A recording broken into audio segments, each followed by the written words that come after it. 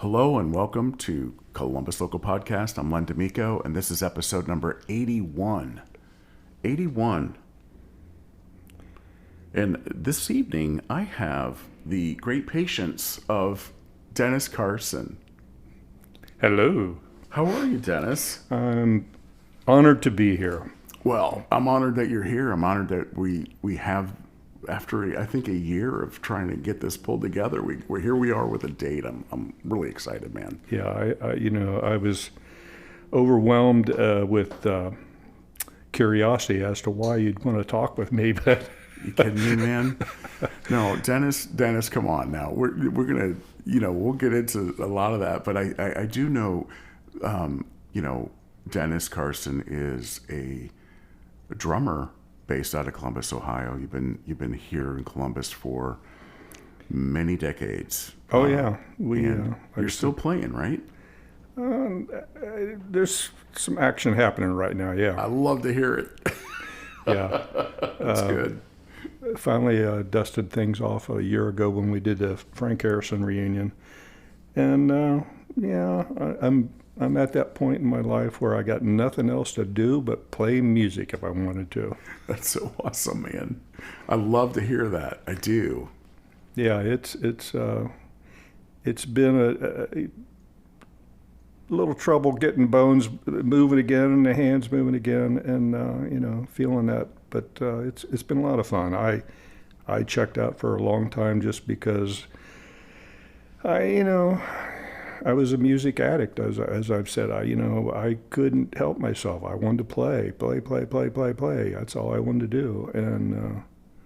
And at some point, reality checked in, and it's like, okay, I'm probably not going to go on the road and travel around in a van at this point. So I'll coach soccer. Well, we all have to prioritize, and it's kind of refreshing to hear that, I'm not alone in having to prioritize my life along the way, right? And so I think you're doing the same. And at this point, you're saying you got something brewing. I love to hear that. We'll keep our ears to the grindstone. Hopefully, we'll see something here before too long. But since then, though, you mentioned a year ago. Tell us about that event that brought you back after kind of keeping things in the closet for a while, musically.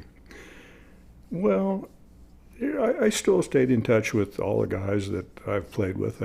Fortunately, as you know, with bands, sometimes when they break up and everybody goes their own way, and it's hard to stay connected because of issues that happened, and bands are fickle sometimes. But I was lucky enough that I played with a lot of players that I became really good friends with. And so we kept the connections together, and we'd talk every now and then, about old times or, a lot of the old videos that I have. And I had mentioned to the bass player, Marty Whalen, that played with Frank and I, and said, hey, it's been 30 years. Wouldn't it be fun to get together and play a 30-year reunion, do all that old stuff we did? Yes, it would. And Marty kind of was on the fence because he had just gotten out of a band, really wasn't interested in putting too much time into doing anything. And he goes, like, I'm not really into being in a band, but we can do this. If Frank would do it, you think Frank would do it? And I said, well, I talked to him. I'll give him a call and see. I don't know what he's up to right now, because I know, he's trying to do his second album. So when I called him, he was all in. He was like, yeah, for sure, let's do this.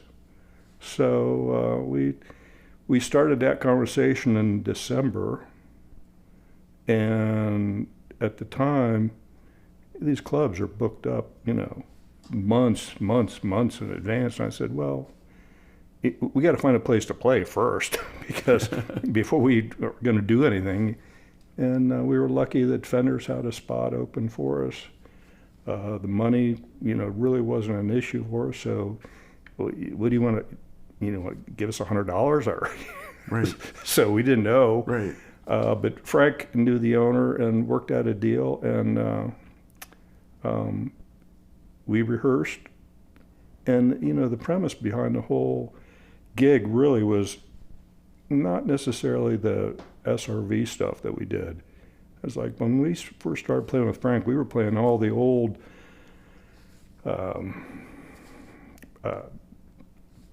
pop music. Yeah, It really yeah. wasn't. It wasn't the rhythm and blues stuff. So I said, wouldn't it be fun just to do all your old originals, and let's throw some of that other stuff in that we used to do. And so we rehearsed that stuff, and the first couple practices were tough. It was rough. So you're talking about what was the name of the band? Frank Harrison and the Straits. And the Straits. Yeah. And so in the fall of 2023, last year from this recording, approximately a year ago, right? But actually, it was the fall of 22. Oh, 22. And then the reunion was June 10th of 23. Okay. So yeah, we got a date, and it's like, okay, now we got something to shoot for. So I guess we need to work at this and see if we can pull this back together. And we were really lucky. Had a good crowd. The bar owner was really... Jerome's awesome. Yeah, he was hip to the whole thing. He's and a great guy. He actually gave us a bonus, so that was unheard of. Jerome appreciates the music that comes around this town, and he's a huge supporter, obviously. So that doesn't surprise me to hear that. But unfortunately, Frank was really sick that weekend, and we almost called it off because he could hardly talk, let alone sing. But he's a trooper. He pulled it together, and we had we played I think an hour and 45-minute set, and it was all good. We actually had some videos done from it. It really kind of brought back memories of the old days. Great show, man. Our old light man, Mike Crocco, funny story about him, he had been with us back in the old days, and he has a hell of a voice. The guy can sing. And this is about the time back in the early 80s or mid 80s, I guess it was, when a lot of bands were having backup singers on the side of the stage, And Mike started singing at practice, doing harmonies. I said, well, why don't you give you a mic and let you sing back there at the light board? And so it really was kind of cool because he had a lot of color to the band, and vocals were big and strong. Frank's got a great voice to begin with, but yeah. Mike really pulled the harmonies together. And so we had him come to the show and sing. I had to look him up and find him and go up to his door one day and go, hey, are you interested in... It was funny trying to track him down, but yeah, it was all good. It was a great show. We had a lot of fun, and you hadn't played prior to that show publicly for how long? Probably 30 years. 30 years. Yeah, it. How'd you feel? How'd you feel up there? Just it was like putting on a pair of old tennis shoes. Felt good. Hearing the drums to the PA, it was a big inspiration. It was like, okay, yeah, that's what I've been missing. And yeah, it felt good. We had a good time, and yeah, got me started again. Well, that's good to hear. I'm glad. I'm so glad. I really am. And I saw some of those videos, and I had planned to go to that show. It was on my calendar. But Beth, I remember distinctly, she had a gig in Reynoldsburg that night. Right. And we ended up doing that. There's a lot of, the bands are out playing now. They are. And that's just the way, that's the nature of the beast. So anybody that was there, I felt fortunate that they were able to come. A lot of old friends showed up, which just made me feel, on top of the world. Tommy Edwards and Matt Sistone and Bob McBride and Tom Bloomer, all those guys showed up and were cheering us on, and heck yeah, and it was a good feeling. Oh man, that's just great to hear. It is a great feeling. Your 10-year 30 years ago, right, is pretty stellar.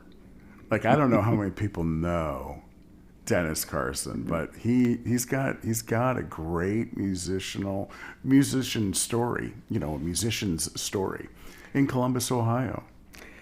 Yeah, it's kind of funny. I've joked a lot about how I've been the luckiest guy in this city when it came to music because for some reason I was always in the right place at the right time, got the right gig with the right people, met some of the right, and I'm not sure I was worthy at that time. I don't know.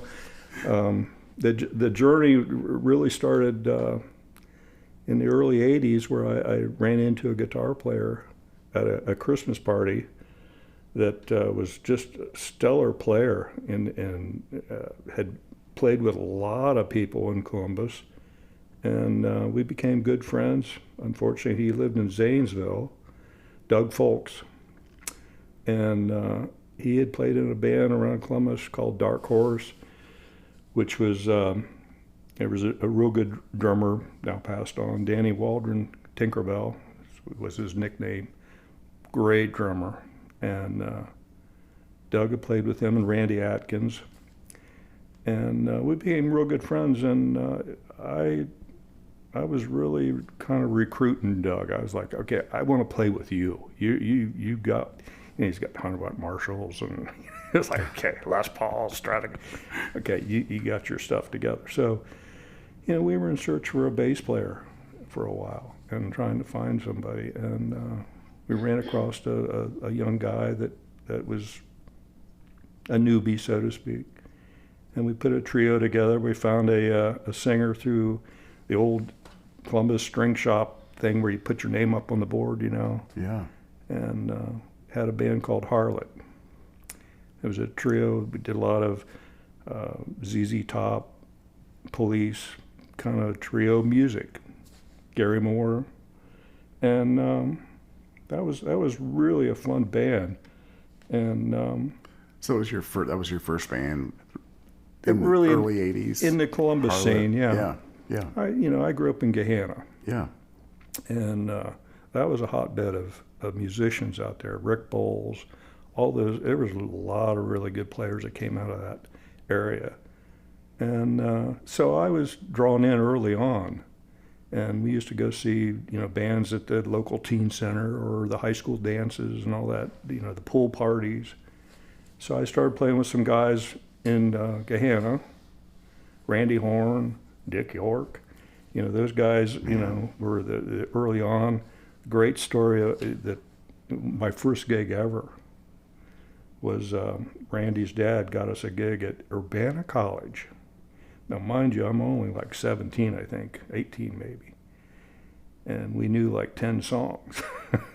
So we go to Urbana College to play for this frat party, playing 10 songs, 3 times each. And that was my first gig. It was like, okay, are we going to get paid? Randy's dad, collected money for us, and we were like, on top of the earth then. And so, the Gahanna thing was we played some Battle of the Bands and all that kind of stuff that went on back in those late 70s, early mid 70s, and it was a lot of fun. So that kind of got me into it. But the Columbus scene, it was kind of like I'd never branched out of my circle of friends. And when I started doing the Columbus thing, I'm playing with people I don't know. Yeah. So it was a little bit intimidating at times. So yeah. But you met these guys, and Harlot was doing well. Yeah, we actually won a Battle of the Bands, a QFM Battle of the Bands. It was kind of funny. In the 80s. Yeah. It's a funny story about that was. This was Daddy Wags and Pat Stills, and they were doing a Battle of the Bands over at the fairgrounds. And by chance, we entered. I'm not sure how we did. I think our sound man might have put our name in or something, but we played in the battle, and it was Frank Harrison and the Straits, a band called Palantir, and a band called The Streets, and the Bombardiers, and Harlot. And we had just gotten into the whole trio thing, and we're like, okay, what are we going to do? So I think we played Johnny Be Good, and, just 3 rock and roll songs. Sure. And we won. It was your right foot, man. It was your right foot I don't that know. won that contest. But it sounds like you had some mad skills in that project. Oh, we did. It was really a solid trio. And so with the winning, I think we won $1,000, and Nice. and we had a weekend date at the Alrosa, and we played that. Got to know Rick Catella, which led into a whole nother thing that went on. And Was Rick emceeing that event? no, it was Daddy Wags. Was Okay, doing so the- QFM sponsored Yeah. that Battle of the Bands. But Right. But how'd you meet Rick then? Because that's another Well, giant. we got the weekend gig for winning the battle. We got the gig at the Alrosa, Okay. and got to know him. And we, at that time, I kind of put my foot in the door with a couple of these bands. Rosie, Mark Chatfield. I kind of knew their manager at the time, and I said, "Why don't you let us open up for you guys? You don't have to pay us anything. We just want to play." And at that time, there weren't too many clubs that were doing that kind of thing. And I'm not sure if they were hip to it or not, but they said yes. And so we started opening up for Rosie. We were playing the Alrosa, doing 45 minutes, and then we'd get done and take Then our Rosie stuff. would take the stage. Yeah. Man, So that's how I got to know Mark and a lot of these guys that are. what a sweetheart he is, man. Yeah. Oh my God. He's was, he's done so much. Oh, With his music career coming out of Columbus, Ohio. absolutely. That it's amazing, and he's such a sweet human being. Yeah. It was really it was a blessing, because that kind of led into a whole nother events of Exposures of areas and Well, people and yeah. I mean, Rick, it was kind of funny, because he used to tell us, you guys will never make it as a trio. You need to hire a lead singer and do it. And so we were struggling with that whole thing, and we actually ended up finding a lead singer and kind of changed the band, and that was Lizzie Borden, and went a whole different direction to AC/DC, Black Sabbath, and So who was who were the players of Lizzie Borden? that was Doug Folks was a guitar player, and then Randy Atkins was playing bass, and we had a singer, Dave McDonald, who looked like a Ronnie James Dio twin, and he was a really Inspired by that whole Mm-hmm. rainbow and Yep. everything that came out of the 70s. And Yep.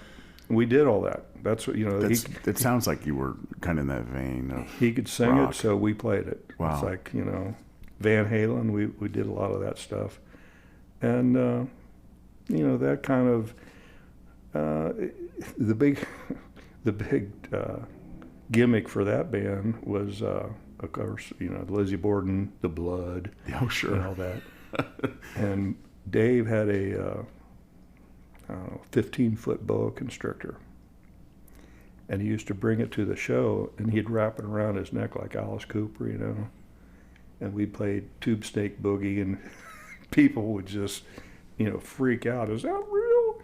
And yeah, it was real. We used Oh, man. back in the dressing room, used to drive our crew crazy, but that was short-lived. Tom Courtney played bass for a while after Randy stepped aside and was trying to be the manager, and that's how I got to know Tom, and that led into a whole nother adventure. After that band kind of fell apart, I got a call to join the Bombardiers, and it was Tom Courtney and J.P. Dipple. And that was probably the hardest working band I'd ever been in. We played all the time, like 53 weeks out of the year. Really? Oh, yeah. We were playing all over the place, all the time. Anywhere from Portsmouth to Cleveland to Springfield to Cambridge. We were all over the place. The Bombardiers. And it was a trio once again, and it was more of a club band where we played a lot of club music, but it was still rock and roll. And I got my chops together on that one because we were playing all the time. Wow. Oh, sure. And that band was getting real tight, obviously. And that went together for about 4 years, I think. And so you were on the road though, right? Traveling, right? With these cities. You staying out there? Or you coming home to Columbus? It depended on the how many nights and how. Yeah. There were a lot of times, like we played Springfield, 4 nights, Ruby Tuesdays, and I'd drive back and forth, and I was driving back and forth. It's a working job too, and that band, we really had a good thing going. Had originals. We were in the studio doing some recordings and stuff. So that was a really tight band. We did a lot of opening shows. My wife will remind me all the time. It's like, you've done more than what a lot of people ever get to experience sometimes. And we played with Robin Trower and Joan Jett and Brownsville Station, Head East. And this was the Bombardiers that was playing with these bands. Yeah. Wow. It was a lot of fun. Got to meet a lot of people. It was a really tight. I enjoyed it. It was a good band. Oh, for sure. It sounds like it was just a blast on the road. Anything crazy happen on the road with that band over those 4 years? Okay, so Dennis brought Cindy, his wife, and she's laughing her head off over here. I'm not sure if there's anything that you want to talk about. Just keep in mind this gets blasted all over the place. Well, you don't have to name any names, but it's fun to hear some of these stories from. Well, there was, from rock and roll past, man. There was a lot of emotions that went on with that band, and so it was a three-piece. It was like the Three Stooges. I mean, for 4 years. Yeah, and that band was a working band, so there weren't a lot of fun stories from that band other than the trials and tribulations of trying to keep everybody, in the band. But we had, JP was a workhorse when it came to playing. He booked us out 6 months in advance, so, I wasn't going to quit and, stumble things up. It's like, we've got dates, we got to play, So it was a good band that worked and traveled and a lot of late nights, because back then you played till 2 o'clock in the morning. Right. But there was a good story that I have to tell you about Harlot. We played a New Year's Eve gig in Coshocton, and you'll never believe, but it was a blizzard going out there. And so we get there in our trucks and everything, and we pull up to the hotel that we booked a reservation at, and there's like snow coming down. That is a tiny town. And I'm going up to the door to check in, and the guy's coming out, and he's locking the door. And I go, are you closing the place up? And he's going, well, yeah, don't you see the weather? It's blizzard, nobody's going to be here. I go, well, we've booked a room here for the weekend, and we're supposed to stay at your hotel. Yeah. He's going, really? Okay. All right, well, here's the key to the front door. Just lock the place up, and you guys don't, just don't let anybody else in. Sure. Can you imagine? No. A rock and roll band got the key to the front door to the hotel. So what happened? We behaved ourselves. You did? I don't For the believe most you. part. I don't believe you. For the most part. Remember, it was New Year's Eve weekend, so of course, we didn't party too much. But yeah. Sure. But yeah, here we are, and it was an old hotel downtown. It was like 3 or 4 floors, It wasn't, And so, yeah, we had the whole hotel for the weekend. And really, I think we were pretty good until the bass player broke into the kitchen one night and was trying to cook something. Man. Yeah, that was, and then, yeah, that was quite a, we called it the Harlot Hotel. Yeah. I'll never forget that one. That was like. It was a New Year's Eve to remember, apparently. Mm-hmm. Oh, yeah. But that's all we're going to get out of you? Well, yeah. There was a lot of drinking going on. Okay, all right. And we didn't know too many people in Coshocton, so it was like. So they all came to the hotel? In the blizzard? Yeah. So yeah, that was a good story. We laugh about it still to this day. If I talk to people that experienced that with us, that we still get a chuckle out of it. Like, do you believe that this guy gave us the key to the front door? No way. And we had a couple crew guys that worked with us then, and I still see them, and Buddy Williams and Buddy was kind of like my drum tech for a while. He would set things up and load in and load out, and Buddy kept everybody on the straight and narrow. So yeah, it was a weekend to remember. I think that was all right. 92 or 82, probably. I'll have to tell you some stories with Coshocton that I've had. This was, I think it was Club 22 was the name of it. Oh, that's cool. Yeah. But we'll talk. Well, I'll tell you mine later. Okay. Yeah. This is your hour. Oh, yeah. So Bombardiers then. So you guys, how did that? Do you remember how that you guys just kind of go your separate? Was it a good partying or? Probably not so much. No, it happens, man. I hope. Yeah, it was another drummer, another bummer, as they say. It was my choice. I stepped away.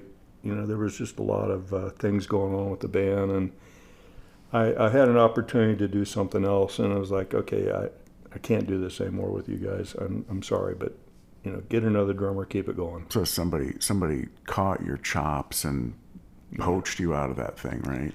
4 years in, you're like, yeah. So who was that? Frank Harrison. Yeah. Frank Harrison Sr. Yeah. So he picks his drummer. That would be you. What year are we talking here? What is this? That would have been 88. Okay. He had been in Florida for a while. Yeah. And I had picked his ear a little bit early on, and back when Doug and I were playing, I knew Frank then, and I kind of picked his ear then. It's like, we should do something, and we kind of stayed in touch. And when he came back from Florida, he said, "I'm going to put a band together. What are you doing?" And I go, "Well, Bombardiers. I'm available if you want to do this." Oh.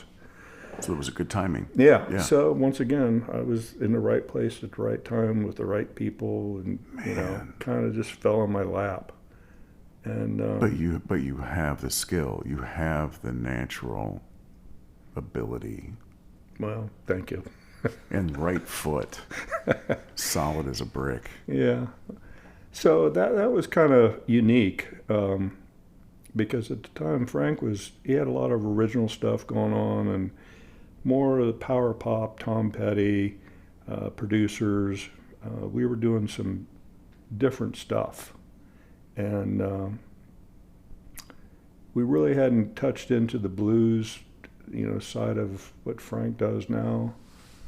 But I think we were playing Blues Deluxe or something, some of those songs, and I had to learn how to do that. I was like, okay, Different patterns. I haven't done that. Different lines Right. from you're accustomed. Right. You're playing a lot of pop music, right? Yeah.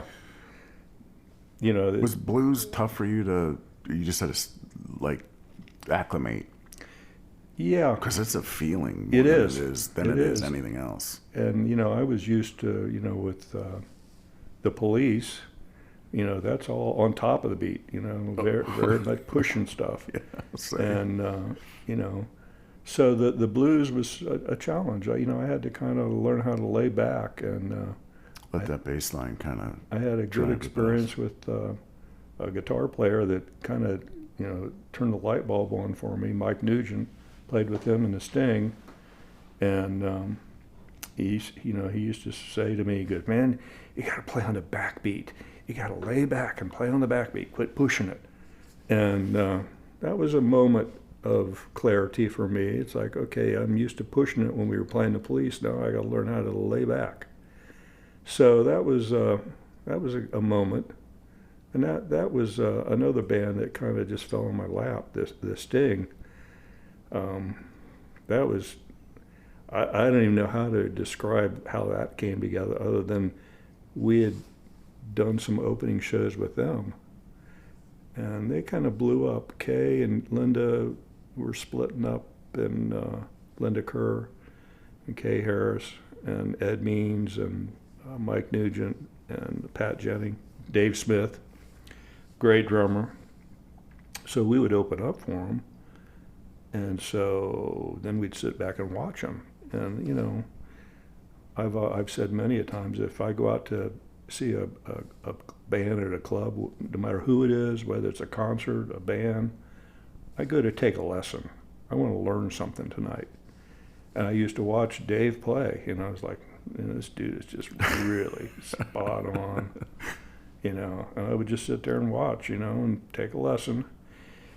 And when they kind of fell apart, Linda called me. I knew Linda and Bruce. Linda called me and said, "Hey, would you and Doug be interested in playing with us? Because, Ed's going to quit, and, this is going to happen, and Dave's going to go to Florida, and da-da-da-da-da-da-da." And I said, "Well, we know all the songs." Yeah, that's awesome. Sure. Yeah, you stepped right in. And so that was an amazing opportunity, because they were drawing big crowds in. I mean, Nice. they were packing the Alrosa, What was it? And this was the Sting. the Sting.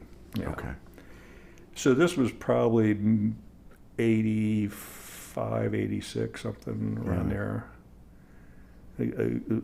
Amazing story about that. So here we are. We were getting ready to, rehearse and go over these songs, and there was a guy that was managing, or was kind of helping book gigs for those guys.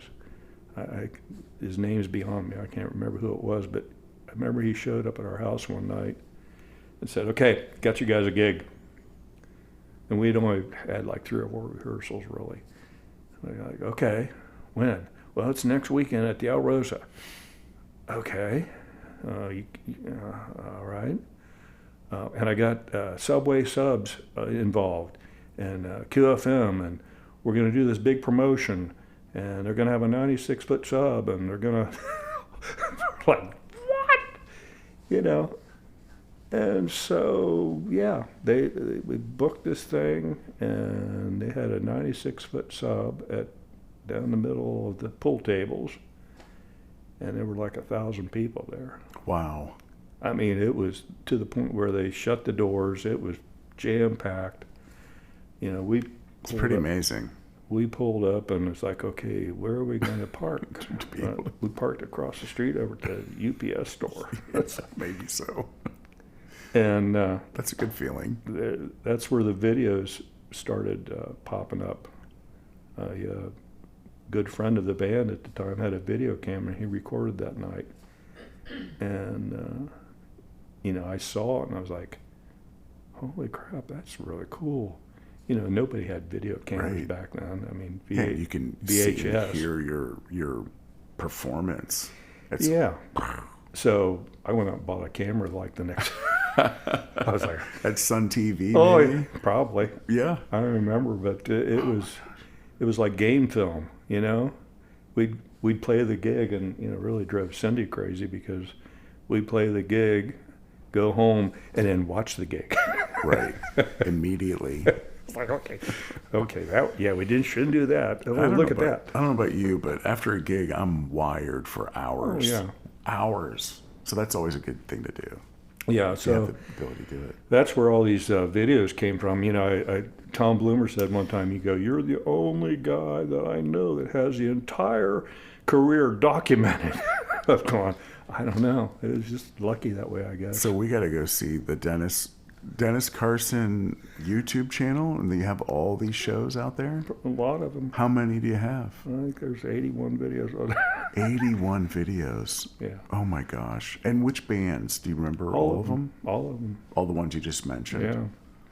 Now, we were lucky in that our sound guy, our front of house guy, was a photographer, so he was always taking pictures. Always taking pictures. Is So that Matt Jones? no, this was Frank Sowers. Okay. Yeah, and so there was always pictures galore. And From the Arosa shows. oh yeah, Yeah. everywhere we played. Everywhere you played. Yeah, and The Agora. Cindy would take On pictures. High. Yeah. So yeah, Man. I'm fortunate that I have a lot of pictures, a lot of videos, and some of them are not as good as others, but it is what it is, and that's where I dug all this stuff out, during my years of retirement, and I started watching them again, going, that wasn't that bad, that was pretty good. And so I wanted to share them with some of the band guys more than anything. Right. And there's no way to do that other than, because the files are too big to send an email or anything. So that's where the YouTube channel came in. It's like, You got to if I wait put your them 5 there, hours for it to upload. And then Right. once it's there, it's there. right. So that's, I'm sure I drove some people crazy with it, but it was fun to look at those old videos, the old VHS tapes, and go, yep, yeah, we did that. You did. So yeah, I'm there for The Sting, infinity. the Bombardiers, Frank Harrison and the Straits, Frank Harrison Project, right? Were you in all of his? No, I Was it the Straits? And yeah, there you go. So I started playing with Frank in '88, and we were doing the Tom Petty and Cheap Trick and that kind of stuff, and then we decided we were going to add a keyboard player. And Marty Whalen, it's funny how that connection happened. I had played with Marty in some of the voids between being in bands and stuff. I had played with Marty and Ron Duncan and Pete Seaman and Pat McKiernan, just jamming, having fun, getting together and learning songs and whatever. I'm not sure it was ever really a band, but we were just having fun playing. And so I said to Frank, well, I know a bass player that's got his chops together. He's really good, and I don't know if he'd want to do it or not. So I called Marty up, and he's a lefty, and we hit it off pretty good. Marty and I synced in pretty good together, and that's when the Frank Harrison and the Straits kind of really took off, so to speak, in my opinion. Frank had that band previously with Jim Johnson and Pat Jenny and Mike Nugent, and there were a host of players that played with him back in the day. But we really kind of honed the sound, did a lot of original stuff, and did a lot of barn, shedding. Went out and played Mechanicsburg and Marysville, Plain City. We were doing all those other clubs everywhere, just trying to get our groove together. And you locked in. Yeah. Yeah. Every time, though, it seems you did.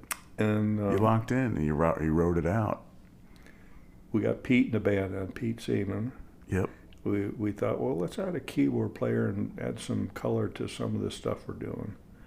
we were doing White Snake, and Frank can sing all that stuff. He had a really strong voice for Glenn Hughes and David Coverdale, and he can do a lot. He could hit it. He can cover a lot of material, and the guitar too. I mean, oh yeah, absolutely. The Gary Moore stuff. I mean, just all that. Just it's all heavy and emotional.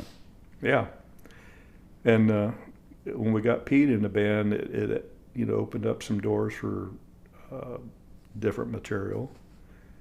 Not to mention, we had a hell of a time. I bet you did. Pete's was a lot of fun. Marty and Pete had played together. Pete Seaman, just a beautiful guy, no doubt. Yep, and we became really close, good friends, still to this day. That's awesome. And that was a lot of fun. But as things churn on, we decided to go a different direction. Frank was really wanting to do the Guitar Hero stuff. And once again, as I've said, we were talking earlier, I'm just a drummer. We got the bass player. Do what you do best. Yeah. If you've got a lead singer, support them. Right. They're the entertainer for the show. You got to put them out there. And Frank wanted to do the guitar stuff. I said, okay, let's do it. Whatever. If they don't, they'll either like it or they won't. And we started doing a lot of Hendrix and Steve Ray Vaughan and Gary Moore, and we actually did some Eric Johnson songs. Was it still called The Straits? Yeah. Okay. Yeah, we stayed with the name. But we weren't sure how well it was going to go over, because it was like, nobody was doing Hendrix at a bar. I mean, who's playing Voodoo Child? And, who's doing Little Wing? Man. And so we went down that path, and lo and behold, people were digging it. Yeah. We started playing the High Street circuit, Union Station. What's the place with the glass windows? That was the Short North Tavern. Played there. Where I saw Frank Harrison the first time was at that bar. And Chelsea's, which was right down the road there a little bit. And all of a sudden, we were doing really well. We were packing the places. They weren't that big, but we had a lot, full room. And it was going over. And it was a little different, because now all of a sudden, Marty and I have got to support a guitar player that's playing Hendrix and doing blues. And so we both had to find our way playing that music. I'd played in a lot of trios, but I'd never played in that kind of a trio. And so that was a lot of fun. We grew as musicians and learned a whole another vein of music, and got a lot of opening gigs. We played with Robin Trower, opened up for him, I think 3 times. And awesome. That was kind of a light bulb moment for me, because what really got me going back in the late 70s was we saw Robin Trower and Roy Gallagher at the Newport, or the Agora, it was called then. Yep. And I remember I went with high school buddies, and I remember standing there watching Robin Trower, and the drums just sounded really good, and the PA was just killing it, and I was like, man, that's what I want to do. Man, how am I going to do that? That's what I want to do. That's so awesome. And here we are 20 years later, opening up for Robin Trower. Yeah. I was like, okay, this is a moment here. Yeah, it is. And then, we opened up for Johnny Winter, which, that Johnny Winter live album, we used to wear that thing out with Rock and Roll Hoochie Coo and Johnny B. Good. So is this all kind of going into the 1990s then with Frank and this? 89, 90, 92, 93. So that was, those were some moments of like, wow, here we are doing this with these guys. And are those on film too? Those concerts? No, no. You get some photos though. Yeah, probably. Yeah, You get some great memories. there That's are for some sure. photos of. I'm just looking at your face as you're telling this, and he's ear to ear grin It was. because you can feel those memories. Oh yeah, there was nothing like, going out to a packed crowd of 1,000 people in the agora, and hearing your kick drum just blow people's heads off.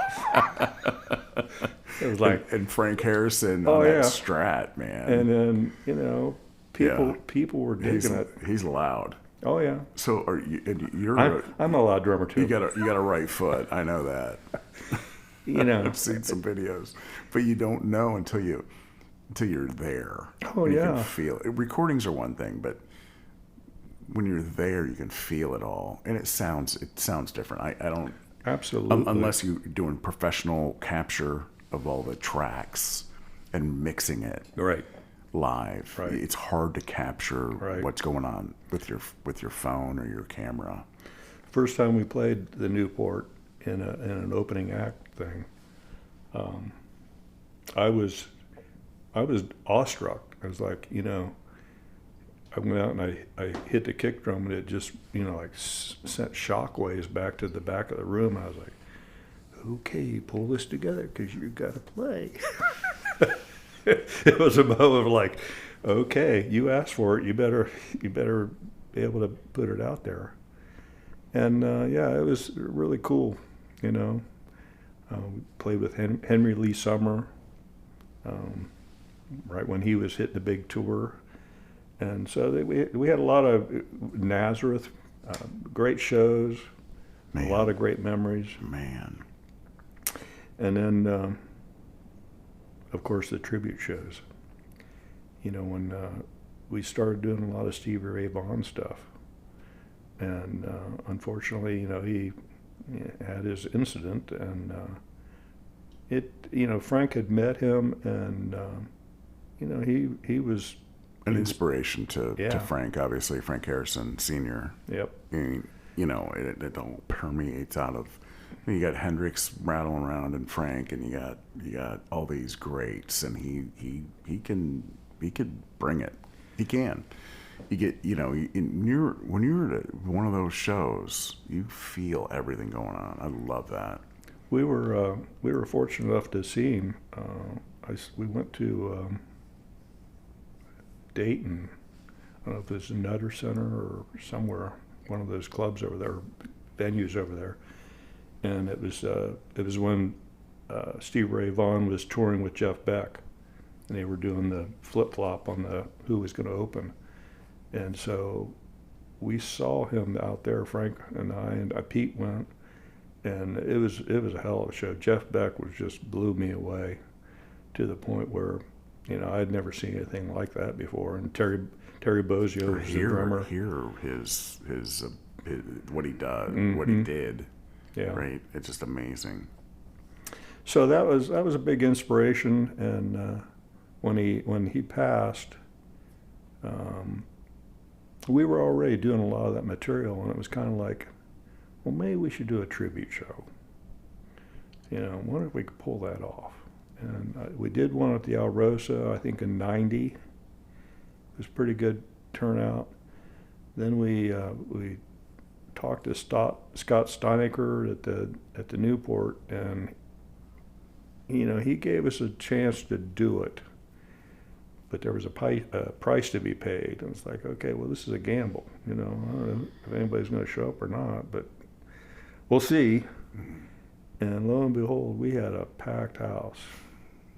It was very one of those moments again of like, holy crap, look at all these They people. came to see you and Frank Harrison, and who was on bass? Marty Whalen was playing That's bass cool. at the time, and Just the three of you. yeah, we've got that one on video. And that was a good show. We were I don't know if we were fully prepared to put on that kind of a show, but we pulled it off. People dug it, and then we did it again the next year, 3 and sold tickets, and it was really a good turnout, good show. Some guy, I didn't know him. Frank knew him. He said, "Hey, do you mind if I come and videotape the show?" And said, "Sure." And it's the one that's out there that it's really good. The sound quality is good, video was good, and so those are some moments of like, wow, we're actually doing this. It was a lot of fun, and yeah. Well, I know that, Frank Harrison Sr. is, he's still active. I know he's recording, he's creating. You had the Straits reunion show was it 2 years ago now? A year ago, June. Year ago in June, so just 23. over a year ago.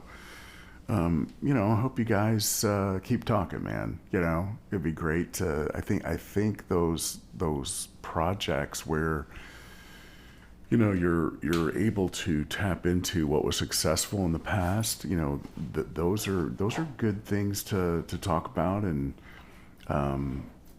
inspire ourselves with. I just personally, I had a reunion with my most recent bandmates. Sure. We hadn't played together in over a year. We had 2 rehearsals, but it was really great because they're all great guys. Yeah, that's the thing. Sometimes, like I said, bands don't break up on great terms sometimes, It's but more creative advancement, and individually, And we were lucky that we all stayed good friends and still could be in the same room together and all that kind of stuff, And we still have a good time just hanging out. We still go out to dinner sometimes with them, just to get together and rehash old things, And the reunion was a good show. It was a lot of fun. It spurred some interest in maybe doing some other stuff,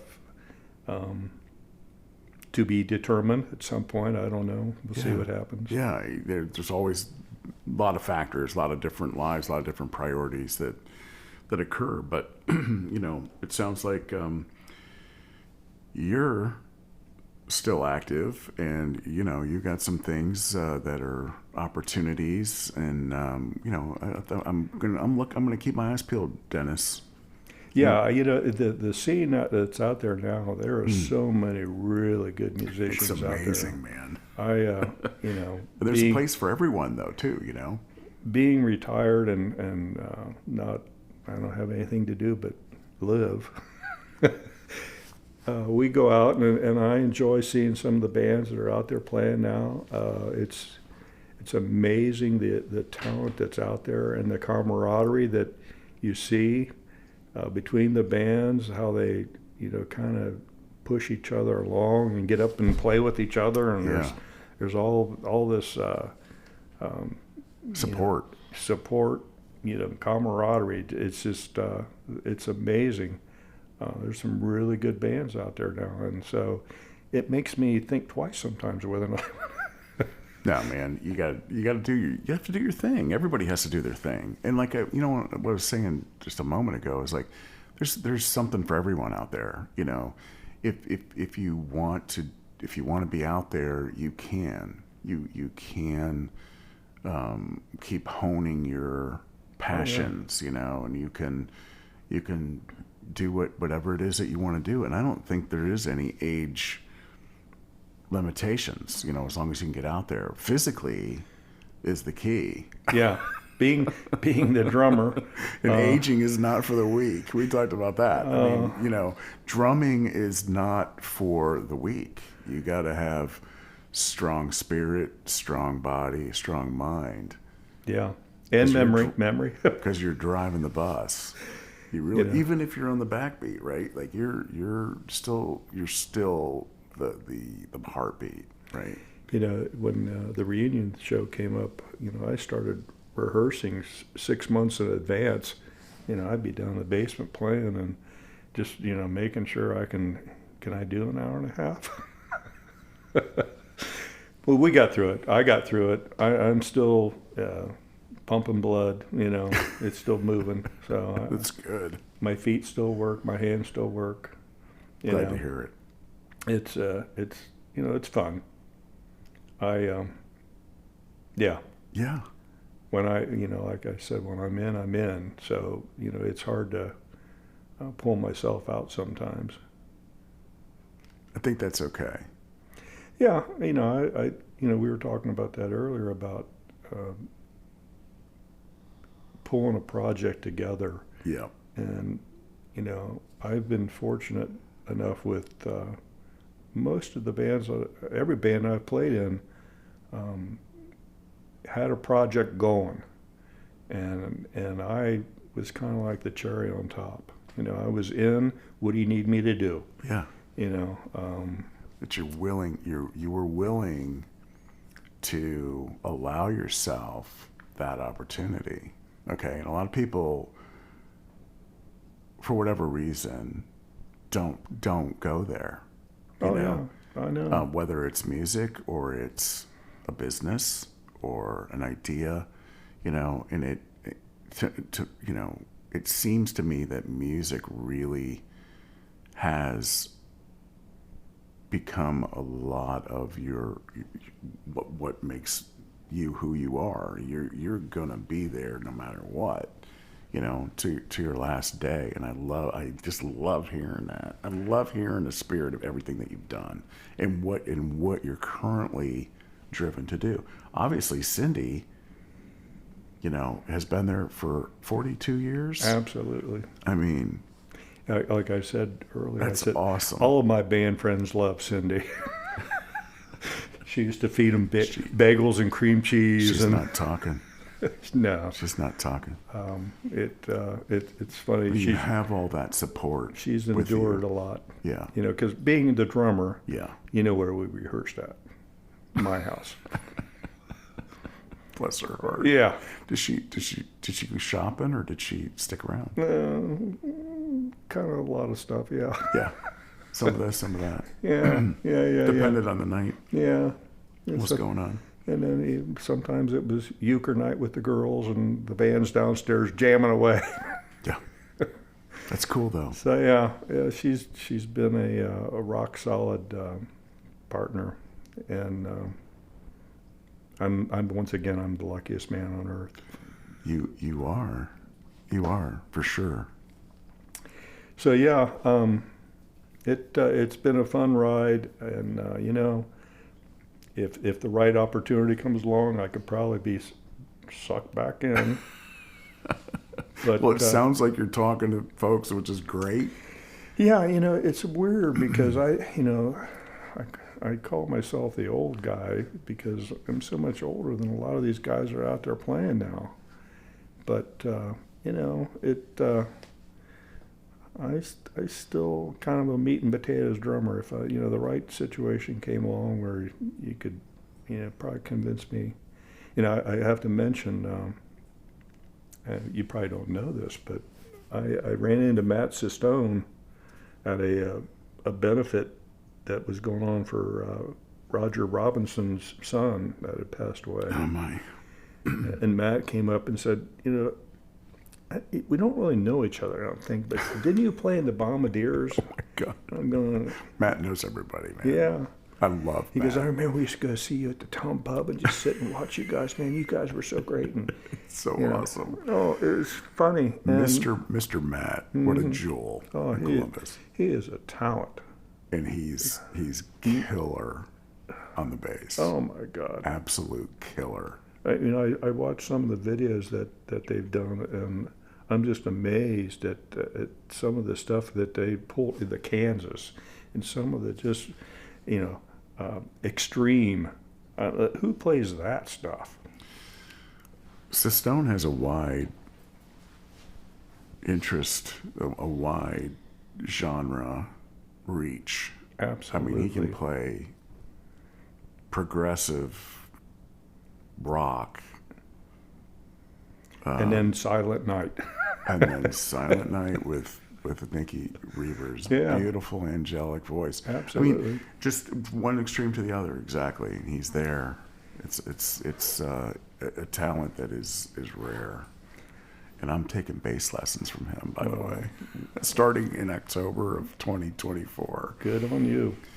He's quite the nice guy. He is. He reached out to me about doing the Steely Dan band. Oh my. This Beth is involved in this that. I know. Yeah. This was 2 years ago this month, and we had just come back from vacation, and I'd gotten a message from him, and I was like, wonder if I can pull that off. I knew he was going to pull some good players together. Yeah. And so I sat down and I rehearsed, some of the songs that they were doing. And I ran into Tommy Edwards, and Tommy said, "I hear you're going to do that thing with Matt." I'm going, I don't know about that. I mean, I'm going to learn some of these songs, but I don't know if I'm that guy. And, Matt and I got together and we talked about stuff, and I finally told him, I said, I really don't think I'm the guy. I'm going to be loud. I'm I'm a 4/4 guy. I could probably pull it off, but I don't know how long I could pull it off. And I saw Tommy then somewhere later on, and he said, "See, you're not going to do it." I'm going, I don't think I'm the guy. But Beth is singing with them, so that would, But Tommy's killer drummer. He man. is. He really is. He's a Killer good friend. drummer. That's awesome. So I'm glad to see that he's hanging in there. And we saw him out at Leon's, and I was duly impressed. They were good band. Yeah, that was his birthday in 2024 this year. Yep. They put on a great show, yeah, and they've expanded that a bit. They do, and they were at Oktoberfest doing 8 hours of music straight. I know. I saw some of the did. videos of it. Some of those I think day. I took. I probably posted some of them at least. So yeah, it's funny the community that's out there now. They're everybody's playing with everybody. There is some of that, yeah, there is, and that's good. I think it's good. Oh, it's good. It's absolutely. good for the core band that you're in to kind of get other influences, because you can get ingrained. I tend to stick with people as long as they'll have me. And I've ran bands in the past, and I love it. I love the entrepreneurial aspect of music projects, the marketing, treating the musicians. Collaboration of the material, and you said it earlier, the key to success is to back your whoever the main, and you may have more than one in the band that's gonna front a certain subset of songs of the show, but hit those wheelhouses and just learn the material that they're going to perform. That's not that hard, and a lot of times you run into, well, man, I'm a guitar player, I want to do this Rush, and then Rush is awesome, but it's tough to market that. Oh, it is. Unless you're going for big stage, and then you have these national Rush tribute bands that are just, I'm sure, playing larger scale venues, and getting that. But again, you got to prioritize. So prioritization and alignment of lifestyle of the players, and as long as the skill sets wherever the lead person is, and you gotta just kind of balance 17 factors to the closest you can get with as few players. The power trio is a powerful thing because there's a lot of good positive factors there, not only financially but musically. You can get a lot done with Absolutely. 3 musicians and hearing the dynamics. Absolutely. But then again, I like hearing 3 or 4 guitars. I've always I played in a band for about a year with it was a club band called Crossfire. This is before Harlot and all that. and we had a keyboard player that had a B3, full Leslie cabinet and all that stuff. It was ridiculous trying to move this stuff around. But I really enjoyed that sound, that music that we were doing. We were doing Linda Ronstadt and some of the just club music back then, and it really was a lot of fun to play. It's probably the first time I played in a band where I was just kind of the drummer. I didn't have to do a whole lot of other stuff. It wasn't a trio of, it was fun, and really good players in that band too. I played with a guitar player in that band that was just phenomenal, great player, and what was his name? Steve Hagler. He played in a band around Columbus called Elven Tongue. Oh wow, yeah. They were playing King Crimson and Yes, and all this Emerson, Lake and Palmer, all this really prog rock stuff, and they were just phenomenal.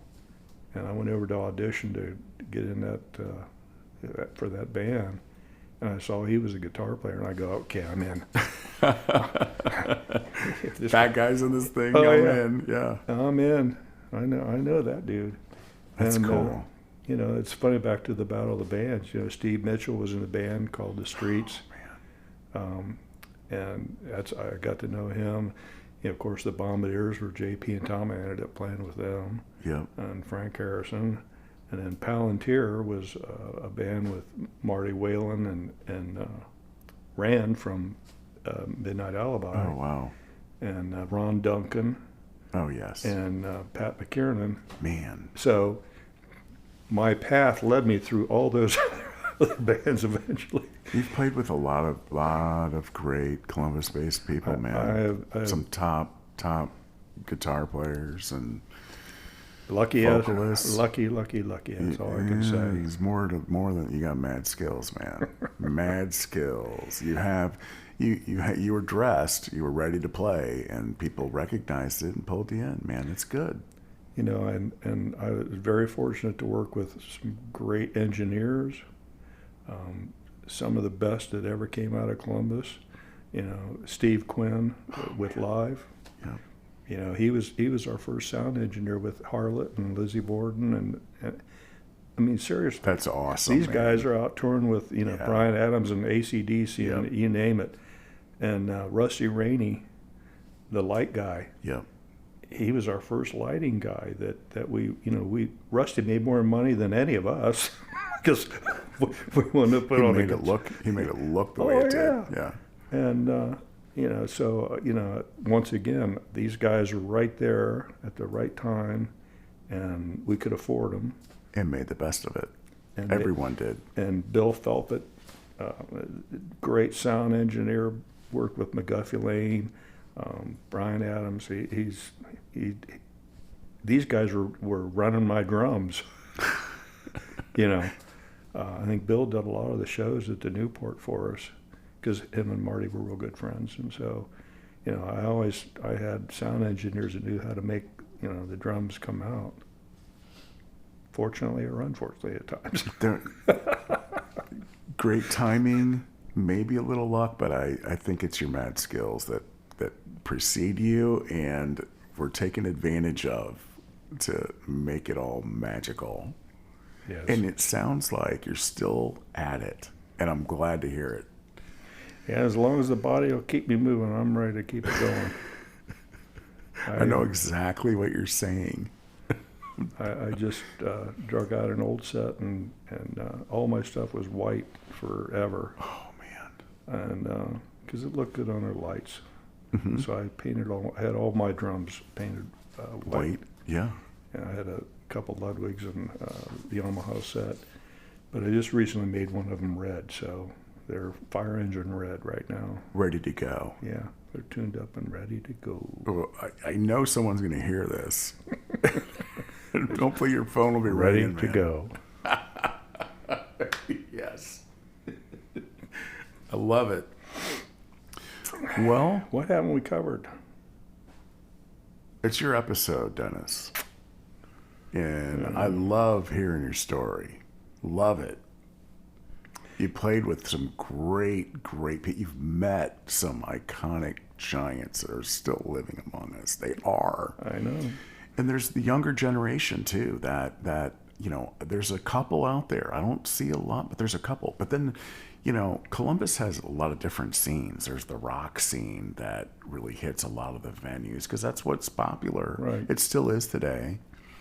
We have a great blues community. We have an R&B community. We have kind of the Kemba basement community right down the street here. That hit some of the downtown events and the local festival and bands, big bands. The Zoo Trippin' type bands that are just big, powerful energy, younger guys that are just hammering out the tunes. A lot of bands like that. Just amazing talent in this town. And, Dennis, you were fortunate to have played during the 80s and the 90s at those venues that you all were performing in. And then beyond, right? You went beyond.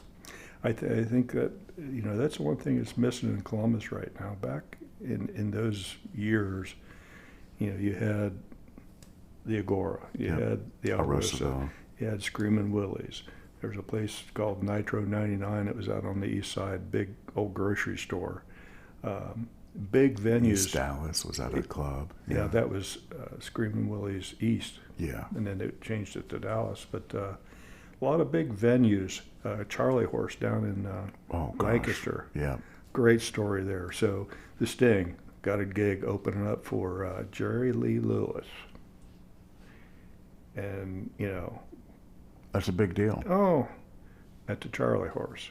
So we go down on the big stage. We sound check, go out afterwards. Nobody's there. So we come back. Once again, it was like the Alrosa. There was no place to park. I mean, we were like, okay, now what? The place is it's a grocery store, so there's enough spots for, I don't know how many cars, but big. So we finally get parked. We're walking up to the back door, and people are going, there's the band, they're here, the band's here. We're going, yeah, how you doing? Great show, a lot of fun. But at the time, Nick Nolte was in town shooting the movie Teachers over at Central High School. Sure. Well, it's COSI now. Yeah, right? Yeah, right. Downtown. And so Right across the river. We play our set, and we get done. We're in the back, back in the dressing room hanging out. Nick Nolte walks in. Really? Oh yeah. So everybody's like, Nick Nolte's here. Oh my God! He wasn't in his best condition. He was partying A little bit, I think. And I think we had cases of Heineken and stuff, and he was just hanging out, getting rocked up. So that was everybody was like, can we get his autograph? And he couldn't sign his name if he had to, but it was that was a moment. That's cool. Great moment, memory, story of meeting Nick Nolte in the back of the Charlie Horse. Very cool. Just hanging out. Hanging out with the band. Jerry Lee Lewis. Man. Really cool. Yeah. So that's my story, and I'm sticking to it. Nice. Yeah, man, I love it. It's always good to hear people that have been doing this, what's inspired them, and what's keeping you still inspired and motivated and painting your drum kits, and staying engaged. Good for you. It's great. It's inspirational. It's awesome. Yeah, I'm keeping your ears and eyes peeled on Facebook. I follow you on social medias, man. I do. Thank you very much. Been a little while. Yeah, I was late to the game on a lot of that stuff because I didn't really engage in that. But once I figured out I had these videos and I wanted to share them with people, it was like, okay, Re-sparked it. I guess I got to figure out how to do all this stuff. Yeah. Yeah. And here you are. Yeah. And Cindy's still by your side. She's still here. And she's smiling. Maybe it was the glass of wine I gave her. It could have been. Is it? Oh, I got the thumbs up. She's feeling good. That's all good, man. She's a good girl. Absolutely. Yeah, absolutely. Yeah, I mean, just tonight, it was a pleasure, speaking with the two of you before we jumped on here. But Dennis, I mean, really, I just really I appreciate you prioritizing this, making it your evening tonight, and loved your story. Loved hearing you talk about it and looking at your face talking about it. And so hopefully you can pass this around, and your family and friends and your bandmates, and Yeah. Now it's an honor being here. Like I've said to you online, when I heard you were doing this, I tuned in immediately because it was like, I see these people, the guys out playing, the girls out playing, and it's great to hear their stories. It is. It's really neat that you're doing this and exposing the behind the curtain stuff that you don't really get to see when you go see a band play. No, because you know what it's like. I mean, you're gigging and you got a set list that you're taping to the back of the, Right. the amplifier head or whatever, and then you're focused on the show, and then you're tired, you're exuding energy, and It's hard to make time. there's not a lot of minutes to visit, but you're grateful of people that are there. As I said, keep You the do your beat going. best. Do your best. It's fun to listen to. It's all good. Yeah, good deal. And you're part of it, man. You should do an episode. Oh, you just did. Oh, yeah. Episode number 81 of Columbus Local Podcast. I'm a little taken back, Dennis, because there's folks that are out there doing it, but then there's folks like yourself that have been doing it for a while, and you're still at it, and it's awesome to be inspired to. Even from my own personal standpoint, I'm going to continue to do my best to be engaged where I can, right? Yeah. And I think you're a great example of that inspiration that gets us all out there that are interested to do so. So thank you so much for sharing your story, man. Thank you very much for giving me the time. Dennis Carson, episode 81, Columbus Local Podcast. Thank you for listening. Bye-bye.